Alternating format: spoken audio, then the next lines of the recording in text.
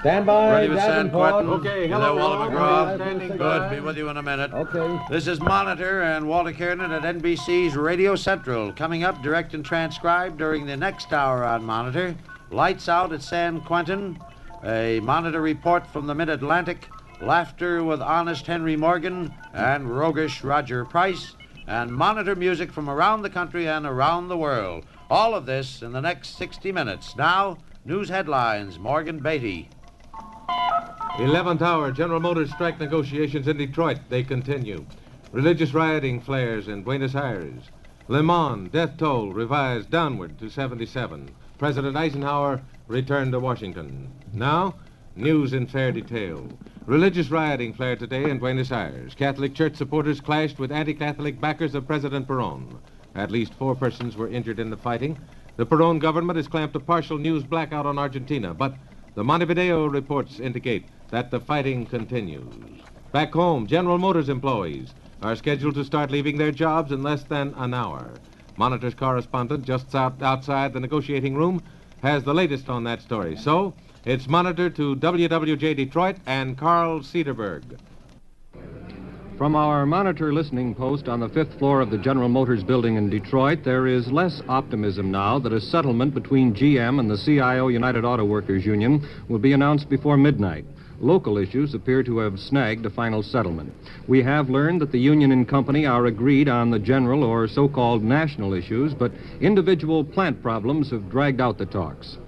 As the minutes tick off before the deadline, it's after 11 p.m. in the East, it is believed the union will delay issuing a strike call if the talks extend beyond the midnight deadline. This much is certain.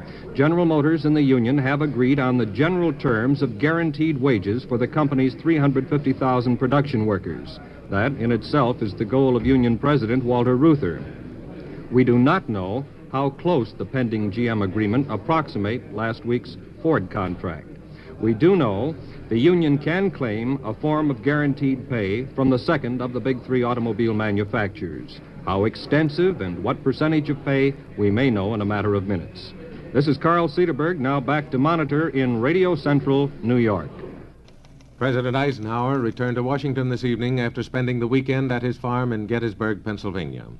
Ray Scherer, White House correspondent, how does it feel to follow the president around these days? Well, the trouble, Morgan, is this new little airplane of the president's. It's hard to keep up with. Ike takes off on his little hummingbird, and 30 minutes later he's landing at Gettysburg or wherever it is. Reporters who are paid to follow the president around can't all hire tiny airplanes. There aren't that many, and it's too expensive. Now, take Friday, for instance. The president was flying up to Penn State University, where his brother Milton is Prexy. He was going to land about 4 o'clock, so most of us wheeled out the family car and started out way ahead of time Yeah, I to be remember there that. when he landed. Ray, wait a minute. I 4 remember. ace Washington reporters, you'd know their names in a minute, started on the trail in the family Ford. They loaded it up with picnic lunches, soda pop and all, but they neglected to stick in a road map. When they got to Chambersburg, they zigged when they should have zagged and wound up in Gettysburg, 80 miles the wrong way, and 2 of these boys Pulitzer Prize winners. 2 other reporters went to the wrong airport at Penn State, missed the president. 1 correspondent came up on the train, had to transfer to a bus, took him 7.5 hours. Yesterday at the commencement it rained. President Eisenhower spoke outdoors in a drizzle. The other President Eisenhower, the college president, said he wasn't sure he should give degrees to those graduating in meteorology. Anyhow, the rain simplified traveling a little, too foggy to fly, couldn't even see the mountaintops. The president motored over to his farm at Gettysburg. And tonight it was dark, and so he was driven those 2 hours and 10 minutes into Washington. I don't know what the answer is, Morgan. Maybe we should all take flying lessons or learn to be paratroopers. This is Ray Scherer, now back to Monitor in Radio Central, New York. I tried to stop you, Ray, to tell the people how tired you were, but you wouldn't let me. Put your earphones on next time, old boy, will you? By the way, there's one East-West meeting that's receiving very little front-page attention. It will soon take place in the heart of America. For that story, Monitor goes to Davenport, Iowa, and Herb Plambeck. Diplomacy on the citizen farmer level will be demonstrated here in Iowa next month. A group of 12 Russian agriculturists will spend 2 weeks in Iowa to see American agriculture in action. The Soviets will visit our world-famed corn hog farms, see processing plants, stop at Iowa State College, study rural services, and enjoy country fried chicken with all the trimmings. At the same time, 12 U.S. farmers and ag researchers will go behind the Iron Curtain to observe collective farms in Russia. The Soviet-Iowa Farm Exchange was proposed earlier this year by Des Moines Register editors. Messrs. Khrushchev, Bulganin, and other Common Form leaders hope to gain know-how to bolster sagging Russian food production. President Eisenhower, with American farm leaders and the Iowa hosts, hope the exchange will help achieve better international understanding. To this end, Iowa will have the red carpet out for the red farmers when they visit here. This is Herb Planbeck. Now back to Radio Central. Thank you, Herb. Something new in international relations. Now, a late bulletin. International News Service reports at least one dead in the religious rioting in Buenos Aires. And a late INS report also says that President Perón has ordered Parliament into special session tomorrow. Now, sports. Walter Kiernan. Taking a look at the Monitor baseball scoreboard, we find that the American League pennant race tightened up considerable-ish, all with considerability. This afternoon, first place New York Yankees drooped a doubleheader to the Cleveland Indians 10-2 and 7-3. Meanwhile, the second place Chicago White Sox were taking 2 games from the Washington Senators, 1-0, 8-4. So the White Sox now trail the Yankees by only 2.5 games, and the third place Indians are only 3.5 games off the pace.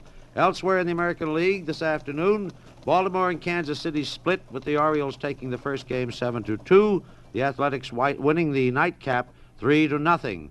Boston and Detroit rained out. In the National League, the Dodgers maintained a very comfortable 10.5 game lead over Chicago by splitting a doubleheader with the Cubs this afternoon. Chicago took the first one 9-5. The Dodgers came back to take the second 6-2. New York and St. Louis also split, with the Giants taking the opener 8-3 and the Cards winning the second in 13 innings 6-5. There was another split between Milwaukee and Pittsburgh. Pirates won the first 5-3. Braves took the nightcap 6-5. Philadelphia beat Cincinnati 12-8. Second game of that scheduled doubleheader was rained out. And speaking of rain, what can you tell us about the weather in general, Miss Monitor? No weather. Next. There's no weather. Everything's fine. Next, our Monitor scientific note. You have only one chance in 6 trillion of being hit by a falling meteor during the next 30 minutes.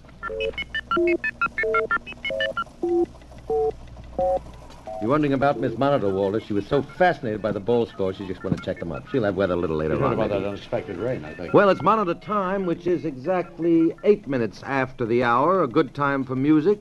You caught the muse. Now Monitor takes you to Birdland in New York and the Monitor music of Al Hibbler. What have you got down there, Fred Collins? John Malachi, ladies and gentlemen. Ernie Farrell on bass. Charles Precip, drums. Dee Dee. I don't get this bit at all because I'm just as hung as you are. And I'm sorry to hang Al like this, too. Yeah. What's happened? I just got cut off. The whole thing. I'm getting France again. No, they're back to Monitor now. They just switched off the news. They're back to the Monitor show up at Radio Central. We're going to go on shortly. I hope. You're on now. This is a man in his shorts. Fred, you're on. You're on. Oh, we're on. Yes, isn't it interesting? I didn't hear it at Millions of all. potential viewers, our listeners. But here, my goodness, is the great singing star Al Hibbler and his smash record from Birdland, Unchained Melody.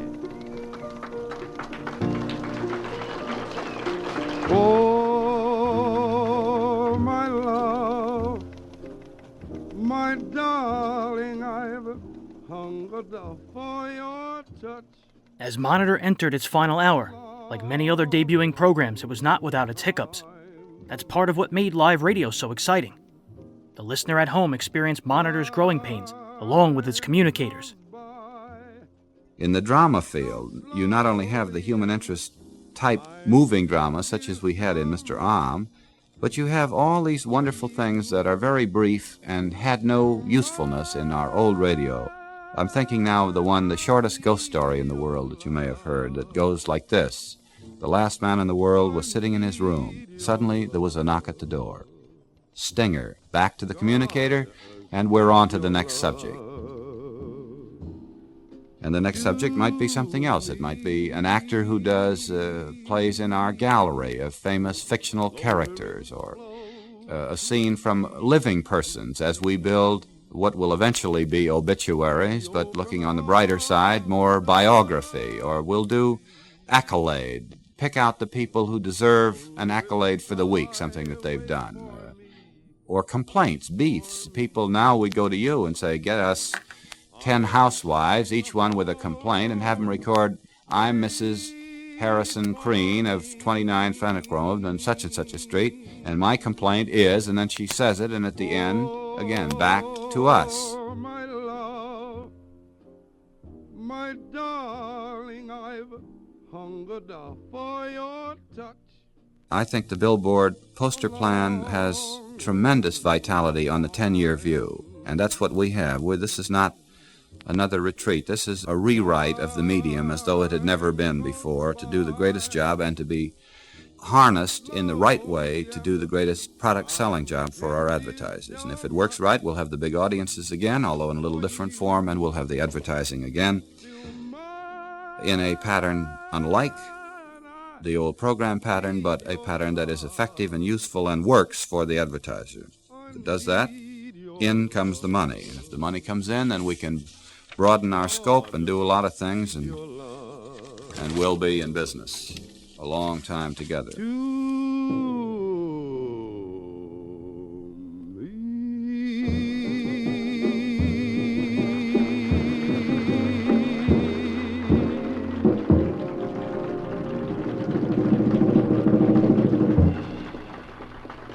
Fine, thank you, Al Hibbler. Wonderful to have that hit melody of yours, Unchained melody. Say, Fred Collins.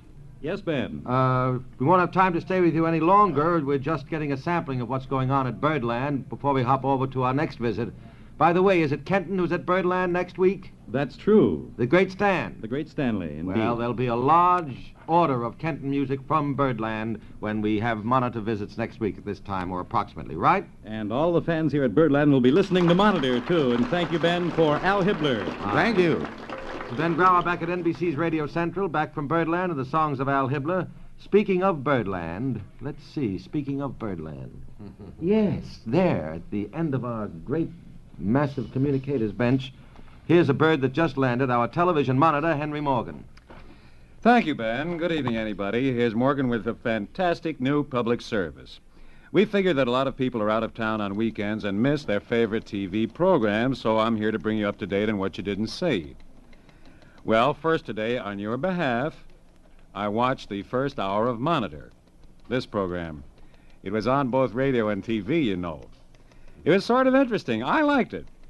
It started with somebody introducing Mr. Weaver, I think his name was, the president of NBC. And Mr. Weaver, introduced to Mr. Fleming. And Mr. Fleming introduced Garraway. And after a while, they introduced Clifton Fadiman. And during the hour it was on TV, everybody introduced something. One man introduced Hermosa Beach. One introduced Idlewild Airport. One introduced a quintet from Chicago. It's a new thing in radio. They now use 5 famous people to say what one lonesome announcer used to say years ago. Sometime during the show, they took us up to Harvard to meet the president. He has a very tiny mouth, in case you missed the TV part. Teeny-weeny little mouth. And he had a spiritual message. He said that churches were being built by leaps and bounds, but he didn't say whether anybody was going to them. Bob and Ray were on a couple of times, but the funniest part of the show, I think, was when they switched to Chicago for the Art Van Dam Quintet. The quintet started playing some very high-class music, about 8 bars, and all of a sudden, a very sexy woman's voice said, "The temperature in Aberdeen, Scotland, is 51, cloudy. Madrid, 68, cloudy." And she went all around the world so that when she finished, the quintet was finished, and we came back to New York. And now on TV, you didn't see the girl, incidentally, you just heard her. So in case you missed the TV show, you didn't miss anything. She wasn't there. Now, I'm what? Oh, I see. I've just been handed a bulletin. Your services no longer are required for the... Oh, well, Actually, the job done in general on Monitor was simply sensational, but it's not my business to say so. Anyway, after a while, I watched some stuff you wouldn't care about in the late afternoon. Then at 7, a new program started on Network B. It's called Pride of the Family and stars Fay Ray and Paul Hartman. It's a family program, mother, father, the 2 kids. You've seen it somewhere. I'll say this for it, it's not controversial. This program couldn't upset anybody. It's probably true that many families live the way this one does, but the reason they buy TV sets is to get away from the way they live. There isn't a great deal of entertainment in discussing what's for lunch, even with Fay Ray. If you saw this, you might have noticed this coincidence. They were having chicken noodle soup for lunch with some sandwiches. They mentioned it about 5 times. And what does that say? I must say I'm Henry Morgan? Oh, that's what the other note said. That the first 3 minutes I was talking to Limbo, California. Well, welcome to our new network. This is Monitor, a review of the past. Well, I was telling you about this Pride of the Family show where for 20 minutes they talked about what they were having for lunch. The coincidence was the sponsor is Campbell's Soup, which was quite exciting. They also had a dog in it. But if I told you what the dog was doing, according to the story, you wouldn't believe me. At 7:30 tonight, you missed Mr. Peepers. Now, the plot was that he needed... Listen, if I had to identify myself, I'll explain what I think I'm doing. This is a review of what you missed on television this afternoon in case you were wealthy and went out of town for a while. It's a service, sort of. Well, the Mr. Peepers show that you missed, the plot was...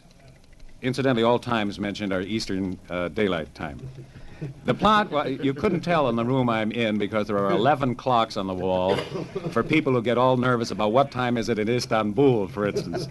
We have a clock for that. At the tone, it'll be 6:17 in Istanbul. Boom! Eastern Halva time. You wind up your own Turk. It says, this Peepers plot is very complex. Now, he needed a raise, and the school board wouldn't give it to him, but they changed their minds at 5 minutes of 8 Eastern Daylight Saving Time. Now, this is usually... It's a fairly good show, usually, but sometimes they get so deep into a kind of winsomeness that they're in danger of choking to death on cuteness. For example, on tonight's show, or maybe it's yesterday where you are, Mr. Cox would throw away a paper cup at intervals, and you'd hear a glass crash. See, it still has got me upset. It's a kind of fourth-dimensional whimsy, you know, that's very nerve-wracking. Of course, while I was watching Mr. Peepers, I was listening to the Giants on radio trying to throw away a baseball game. They'd beat St. Louis in the first game, which you probably knew, but it was too much for their skinny blood. They were winning the second game, but they didn't really want to. And when the New York Giants don't want to win, I tell you, they have a kind of team spirit that you just can't get past. It took them till 9 o'clock Eastern time to lose, but they lost. LaPalme was pitching, by the way, and the Giants couldn't hit him with their fists. Well, I tuned back into Monitor, and the sexy girl was giving the temperature in Copenhagen. And I have just been giving walking papers. So, Morgan will be on the same corner, theoretically, in front of... Again, I think next Saturday, roughly at about this time. Thank you. Good night. Well, originally it was supposed to be both. I think Saturday and Sunday, babe. Oh. Why don't you come both nights, Henry? I'd love to. We'd love to have you. That's not an invitation, Henry. Nothing in writing. Henry Morgan monitors television for you each week. Coming up, Monitor Music, Monitor Stars, Monitor News. Right now, this is Monitor going places and doing things. Take one.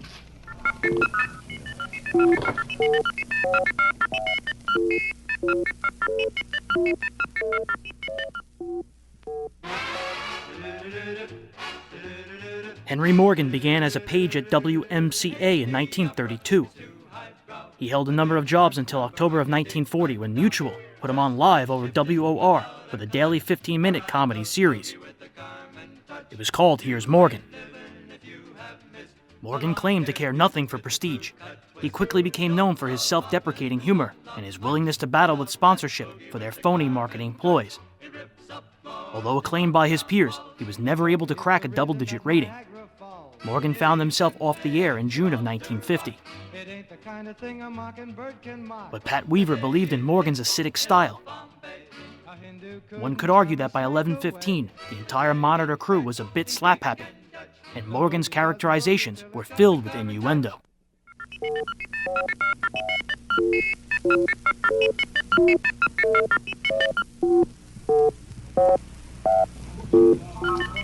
General Motors and CIO negotiators are exactly 40 minutes from strike deadline. For a 25-second checkup on this, to WWJ Detroit and Carl Cederberg. We are still here on the fifth floor corridor of the General Motors building, where down the hall the negotiators for the UAW and the General Motors Corporation continue their negotiations. We understand that local issues appear to have snagged the final settlement. However, we have learned that the union and company are agreed on the general or so-called national issues, but individual plant problems have dragged out the talks. And it is believed the union will delay issuing a strike call if the talks extend beyond the midnight deadline. This is Carl Cederberg, now back to Monitor in Radio Central, New York.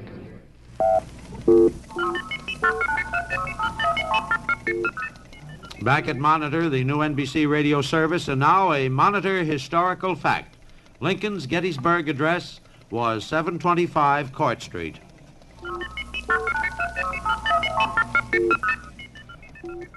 On the move again to the Blue Note in Chicago, this time in the Monitor music of Sauter Finnegan. Righto. Here we are in Chicago, and we're right here in the Blue Note, and I'd like to correct an address error I made on an earlier pickup. We're here at Madison and Clark. I moved a whole building the last time. And we're all set now with the brilliant music of Sauter and Finnegan, and here is our first selection tonight before an enchanted audience, and it's the wonderful marching song from Battle Cry, Honey Babe, a tremendous arrangement. Take it.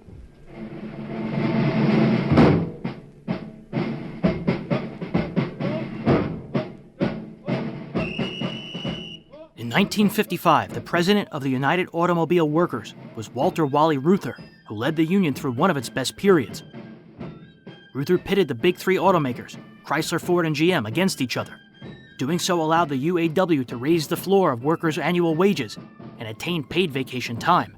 In 1950, Reuther negotiated a 5-year contract with GM that protected automakers from annual strikes. He did so by giving up bargaining rights over some issues in exchange for extensive health, unemployment, and pension benefits, as well as expanded vacation time and inflationary wage adjustments. The contract shaped labor management relations in the auto industry for decades and became known as Reuther's Treaty of Detroit. In early June, the UAW and Ford were once again negotiating a collective bargaining agreement. A deal was reached on June 6th on a new 3-year contract. It covered over 140,000 employees. 6 days later, on June 12th, the UAW agreement was set to expire with General Motors. If nothing was signed by midnight, workers were scheduled to walk off the job. Billboarding the news specials for the approaching hour will be a consistent feature of Monitor. There will be no repetition of the same 5-minute pattern hour after hour. We plan to achieve editorial variety by introducing analysis, overseas pickups, spot pickups on breaking stories, background material, biographies. It will never be a matter of the same old news.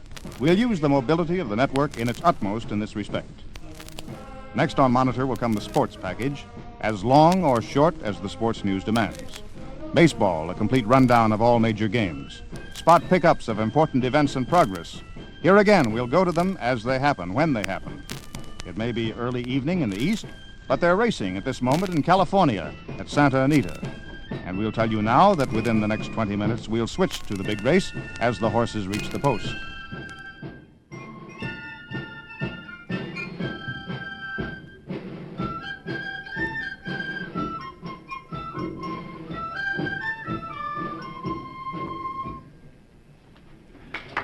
There you are. Honey Babe, done for you by the Sauter Finnegan Orchestra. Bill Finnegan led that one. Eddie Sauter steps up in front of the band now, and Bill Finnegan stands beside me while I ask him a question. What are you going to do for us next, and why? Well, we have a piece of violence by Eddie. It's called The Loop, about Chicago. The Loop from Chicago, that is. That makes a great deal of sense, Bill, because that's right where we're broadcasting from, is the Loop in Chicago. This is a tremendous tone poem type of thing with excitement and some noise, huh? Much excitement, like the loop. Suppose you cue Eddie to cue the band and let's hear it. All right. All right, Ed?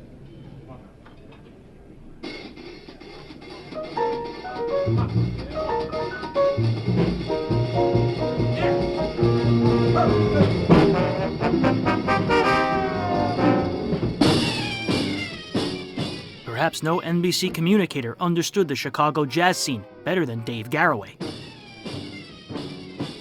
One day the chief announcer called me in and said, Garroway, two of the guys have got no way to get home except by the L, and you've got a car, so the 12 to 2 shift is going to be yours because they'd have to take a cab or something, and you can drive home.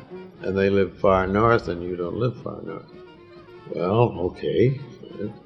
There was me in 2 hours, and there was me in my Hawaiian techniques. First I was going to do it with popular music, and then I thought of symphonic music, and then a good friend of mine said, why don't you let me build you a really good jazz show? I know jazz, and he did very well. He built a jazz show, and as he built it, I found that I didn't really know anything about jazz, but I discovered it. And as I discovered it, my enthusiasm for what I was discovering bubbled over, and somebody in the ecstasy of happiness is an audible sound and transmits in both senses, goes and makes the other guy feel good too, I think. And that show, the 1160 Club it was called, 1160 meaning midnight, or because it was a record by that title, was the first successful show we had. It was due to Jules Herbervold, the program manager, that it stayed on because I did a lot of verbal things in it that were eccentric by normal standards. Odd stories and offbeat stories that weren't usually told, a lot of which I swiped from the New Yorker magazine, for example, like my only joke. I don't tell jokes anymore. I've found that if I try to tell a joke, I step on the end. So often I'll screw it up somehow on the last word that I just try to avoid it. But I would say something like, I understand that the night watchman at the Audubon Society has been seen sleeping with his head under his arm. And standing on one foot, too. And just let it go at that. And this was all alone in the studio. We were not allowed to have musicians as guests. There was a music strike on at that time. Or no, that was just a general rule. No striking was involved. No musician could be a guest. It's very strange. So we had to do without guests in general. Occasionally we had non-musical guests, but not very many. Because I was interested in the point-to-point, person-to-person kind of communication, not the three-way triangular thing, which is an entirely different mechanism, where empathy doesn't enter into it very much, like empathy entered into that show.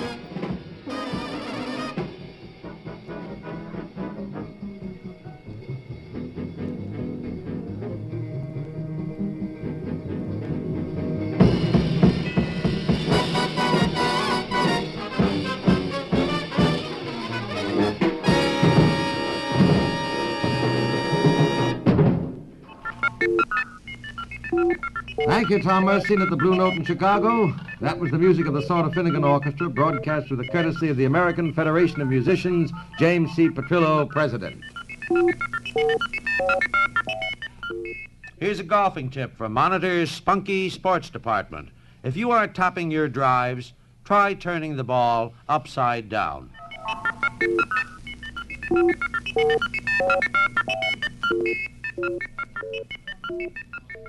The time, 29 minutes after the hour. In Manila, 12:30 a.m. in Shanghai, 2:30 a.m. in Sydney, Paris, 4:30 a.m. In the next half hour, Monitor goes to San Quentin, Washington, D.C., Hollywood, California, Hamburg, Germany. Stand by as we monitor the world for you, direct and transcribed. This is Monitor, NBC's new radio service.